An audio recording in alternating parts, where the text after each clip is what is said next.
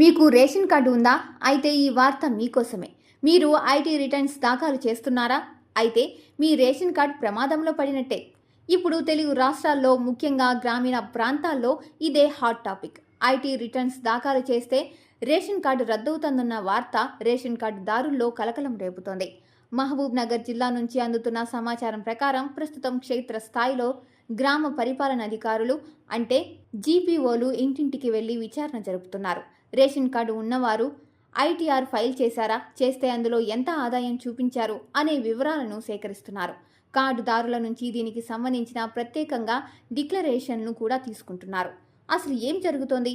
ఆదాయ పన్ను శాఖ నుంచి వచ్చిన వివరాల ఆధారంగా అధికారులు ఈ విచారణ చేపట్టినట్లు తెలుస్తోంది. ఎవరైనా ఐటీ రిటర్న్స్లో వార్షిక ఆదాయం 6 లక్షల రూపాయల కంటే ఎక్కువ చూపించి ఉంటే వారి రేషన్ కార్డులు రద్దవుతాయని ప్రచారం జరుగుతోంది. దీంతో సామాన్యుల్లో ఒక్కసారిగా భయాందోళన మొదలయ్యాయి. అయితే ఇక్కడే ఒక చిక్కు వచ్చి పడింది. చాలా మంది తమ దగ్గర అంత ఆదాయం లేకపోయినా కేవలం బ్యాంక్ లోన్ల కోసమో భవిష్యత్తు అవసరాల కోసమో ఐటీ రిటర్న్స్ ఫైల్ చేశారు. మరికొందరు నామమాత్రపు ఆదాయం ఉన్న ట్యాక్స్ రిటర్న్స్ చూపిస్తున్నారు. ఇప్పుడు అధికారుల విచారణతో అప్పు కోసం ఐటీఆర్ ఫైల్ చేస్తే ఉన్న రేషన్ కార్డు పోతుందా అని లబ్ధిదారులు ఆందోళన చెందుతున్నారు.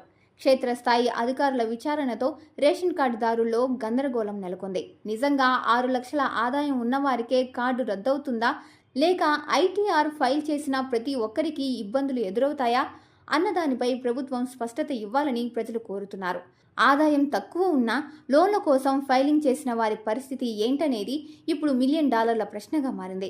రేషన్ కార్డు కేవలం బియ్యం కోసమే కాదు, అనేక ప్రభుత్వ పథకాలకు ప్రాతిపదిక. మరి ఈ ఐటీ రిటర్న్స్ నిబంధన ఎటు దారి తీస్తోందో వేచి చూడాల్సిందే.